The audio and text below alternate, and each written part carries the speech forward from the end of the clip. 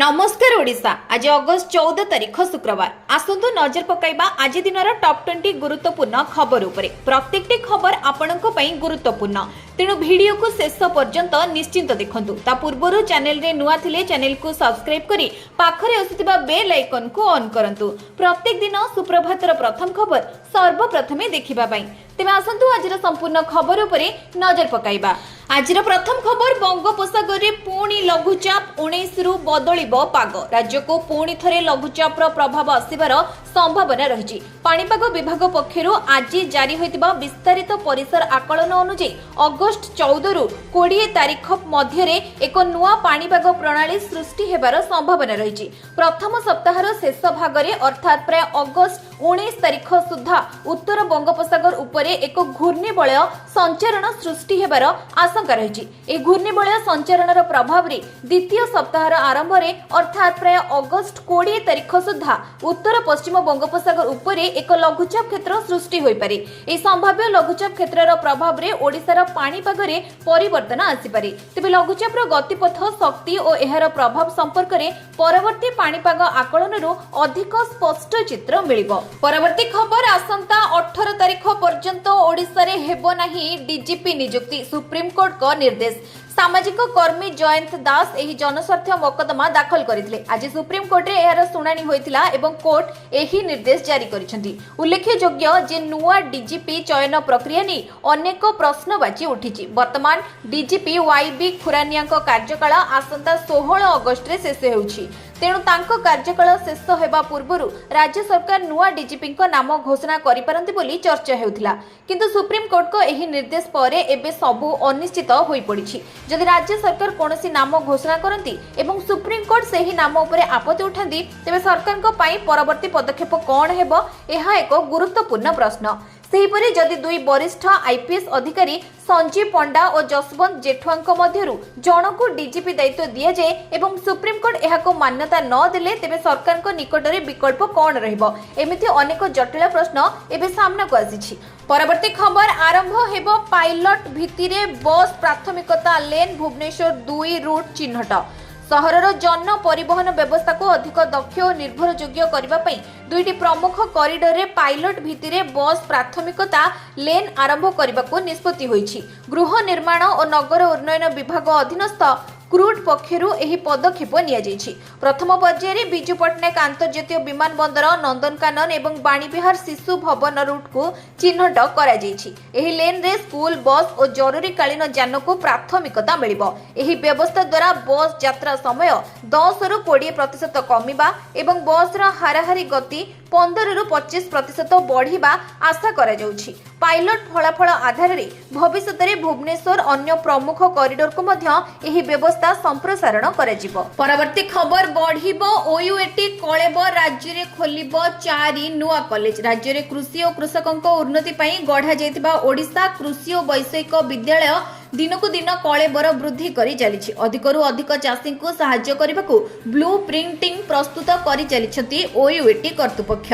आ सेथिरे मोहर मारुछंती उभय राज्य और केंद्र सरकार। एबे एथिरे आउ एक नुआ फर्द जोड़ी हेबो। ओयूएटी राज्यर 4टी स्थान रे खोलिबो नुआ कॉलेज। सेथि मध्यरु 2टी कृषि महाविद्यालय, गोटिए पशु चिकित्सा और पशुपालन महाविद्यालय और गोटिए मत्स्य महाविद्यालय। मयूरभंज रे 60 सीट विशिष्ट कृषि महाविद्यालय हेबो। सेही महाविद्यालय रे चलित वर्षरु पाठपढ़ा आरंभ पई समस्त प्रक्रिया आरंभ होई जायछि। सेहीपरि चलित वर्षरु संबलपुर जिल्लार चिपिलिमा निकटरे थिबा कलामाटी गाँव रे हेबो पशु चिकित्सा और पशुपालन महाविद्यालय। परवर्ती खबर कैबिनेट बैठक रे 10 बड़ निष्पत्ति। पी पास पोर्टल रे जारी रहिबो धान किणा पंजीकरण। अक्षय शक्ति रे बळुआ हेबो राज्य। चाषी को मिलिला आश्वस्ति। एग्रीस ट्रैक रे पंजीकरण करि नथिले भी धान बिकी परिबे चाषी। पूर्व वर्ष भली ए वर्ष मध्य पी पास पोर्टल रे पंजीकरण करी धान बिक्री करि परिबे। एग्रिस्टाक पंजीकरण को नहीं चाषी महल में असंतोष बढ़िबारु राज्य कैबिनेट बैठक में यह बड़ निष्पत्ति निया जायछि।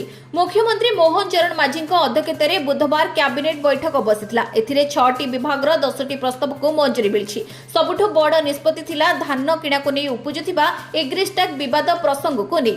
बैठक पर मुख्य शासन सचिव अनु गर्ग स्पष्ट करिसेंति एग्रिस्टाक रे चाषी पंजीकरण धान संग्रह ऑटोमेशन सिस्टम पोर्टल रे धान बिक्री पंजीकरण मध्य कौनसी संपर्क नहीं। एग्रिस्टाक रे पंजीकरण करि नथिले मध्य चाषी मंडी रे निज धान सरकार को बिकी परिबे। परवर्ती खबर आयुर्वेदिक हॉस्पिटल हेबो नव कलेबर भित्ति प्रस्तर स्थापन कले स्वास्थ्य मंत्री आयुष्मान कार्ड रे मिलिबो चिकित्सा। भुवनेश्वर वासींको पई खुशी खबर एबे राजधानी आधुनिक चिकित्सा सह आयुर्वेदर चिकित्सा मध्य सरकारी भाबे मिलिबो। आज भुवनेश्वर नागेश्वर टांगी रे भुवनेश्वर कोर्ट निकट रे थिबा सरकारी आयुर्वेदिक चिकित्सालय रो नव कलेबर पई भित्ति प्रस्तर स्थापन करिसेंती स्वास्थ्य मंत्री डॉक्टर मुकेश महालिक। एही हॉस्पिटल रो शଯ୍ୟା संख्या बढ़ाइबाको विभाग निष्पत्ति नेछि। इंडोर रे थिबा 43टी शଯ୍ୟା संख्या को बढ़ाई 100 शଯ୍ୟା करा जिवो।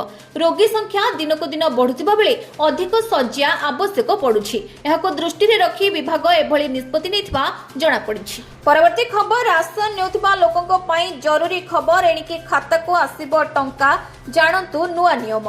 चंडीगढ़ एवं दादरा और नगर हवेली एवं एपरी दुईटी केंद्र शासित प्रदेश होईछि जेउठारे 14 अगस्त 2026 रु सरकार डिजिटल रूपी माध्यम राशन सब्सिडी सीधा सड़क हिताधिकारी वालेट को पठाइबाकू जाउछंती। केंद्र सरकार को एही योजनार उद्देश्य हेउछि प्रधानमंत्री गरीब कल्याण अन्न योजना अधीन रे दिया जाउथिबा खाद्य सब्सिडी चोरी और दुरुपयोग को रोकिबा। पीएमजीकेवाई अधीन रे ए पर्यंत लोकों को राशन सब्सिडी ताको बैंक खाता को पठा जाउथिला किंतु अनेक समय रे बैंक खाता को आस्तिबा टंका को लोके अन्य काम रे खर्च करि दियंती किबा निज व्यक्तिगत आवश्यकता रे व्यवहार करंती। एबे डिजिटल रूपी आकार रे टंका पठा जिबा परे एहा को केवल सरकारी राशन दुकान रे ही खर्च करि हेबो।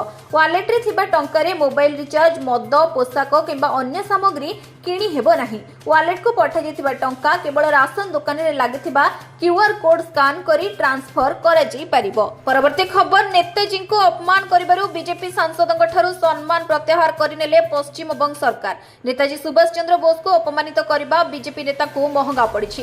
खोद निज दलर सरकार बीजेपी नेताक ठारू सम्मान प्रत्याहार करिनेछि।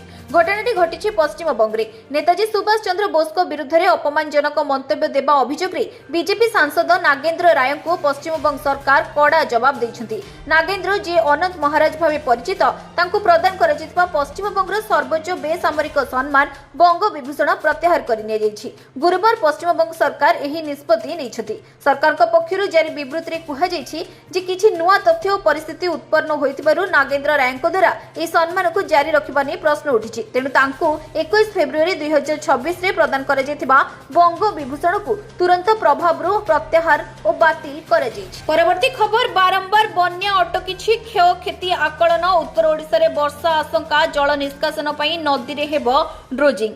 राज्य में लघुचाप अवपातर रूप नहीं विभिन्न जिले में प्रबल वर्षा लगी रही। बारंबार बन्या स्थिति को नहीं प्रतिक्रिया रखिंट राजस्व और विपर्यय परिचालना मंत्री सुरेश पूजारी। बालेश्वर आरंभ कर मयूरभंज पर्यंत जिलागुड़ी को रेड जोन रे रखाଯାଇଛି बोली से सूचना दैछंती। मंत्री कहिसेंती जे वर्षा जनित बन्या शेष हेबार ना नेउही। गोटे बन्यार मुकाबिला कला बेलको आउ एक बन्या आसी पहुंची जाउछि। संपूर्ण पानी न छड़िबारु क्षयक्षति आकलन पई विलंब हेउछि। देखा दैथिबा बेले एही सब ओडिसार समस्या अन्य जिल्ला गुड़िकर सहायता और आवंटन काम मध्य आरंभ होइछि। एलिनो कारणरू कम वृष्टिपात हेबो बोली आकलन होइथिले मध्य एहा अपेक्षा 65% अधिक वृष्टिपात होइछि। गत 2-3 सप्ताह भितरे 2 रु अधिक बन्या आसी सारिछि जाको सफलतार सहित मुकाबिला करा जाउछि। उत्तर ओडिसार किछि नदी रे जलस्तर वृद्धि पाइछि किंतु ए पर्यंत विपद संकेत पाखरे पहुंची नाही। तथापि आगामी 24 घंटा प्रबलरू प्रबल वर्षा हेबाकु थिबारु जलसेचन विभाग सचेतन रहिछि। परवर्ती खबर अमानिया गाड़ी चालक विरुद्ध रे एक्शन ट्रैफिक नियम उल्लंघन अभियोग रे 11,000 चालान सह 28 गाड़ी जबत। राज्य में अमानिया गाड़ी चालक विरुद्ध रे पुणी थरे आरंभ होइछि चढ़ऊ अभियान। गत 2 दिन रे विभिन्न मोटरयान आईन उल्लंघन अभियोग रे आंचलिक परिवहन अधिकारी पक्षरु गाड़ी चालक मानक विरुद्ध रे प्राय 11,000 चालान करा जाइछि। सेपरि 28 टी गाड़ी मध्य जबत होइछि। चालान कटिथिबा गाड़ी चालक मानक मध्यरु सर्वाधिक हेलमेट पिंधि नथिबा उल्लंघनकारी माने रहिथिबा देखा जाइछि। सड़क सुरक्षा नियम उल्लंघनकारी विरुद्ध में कड़ा कार्यानुष्ठान स्वरूप राज्य में 11 अगस्त 2026 दिन मोट 10,988 ई चालाण जारी कर 28 गाड़ी जबत कर। परवर्ती खबर बढ़ुछि सुना स्थिर रही रूपा दाम जानतु आजिर मूल्य गहना किणवा पूर्व नजर पकांतु केउ सहर रे केते रही सुना दर तेबे जदि आपण आज सुना किणवा चाहूचंती बा योजना करछंती तेबे प्रथमे जानि नियंतु आजिर सुना दर। आज भारतीय बजार रे 24 कैरेट सुना 1,55,130 टंका रही। सेपरि 22 कैरेट सुना दर 1,42,200 टंका को छुईछि। सेपरि राजधानी भुवनेश्वर रे 24 कैरेट सुना मूल्य 10 ग्राम पिछा 1,55,130 टंका रहितबा बेले 22 कैरेट सुनार मूल्य 1,42,200 टंका को पहुंची। सेपरि मुंबई रे 24 कैरेट मूल्य 1,55,130 टंका और 22 कैरेट मूल्य 1,42,200 टंका रही। नवा दिल्ली रे 24 कैरेट 1,55,280 टंका और 22 कैरेट 1,42,325 टंका रही। दक्षिण भारतर प्रमुख सहर चेन्नई रे 24 कैरेट मूल्य 1,55,130 टंका थिबा बेले 22 कैरेट मूल्य 1,42,200 टंका रही। पूर्व भारतर प्रमुख सहर कोलकाता रे यथाक्रमे 1,55,130 और 22 कैरेट मूल्य 1,42,200 टंका रही।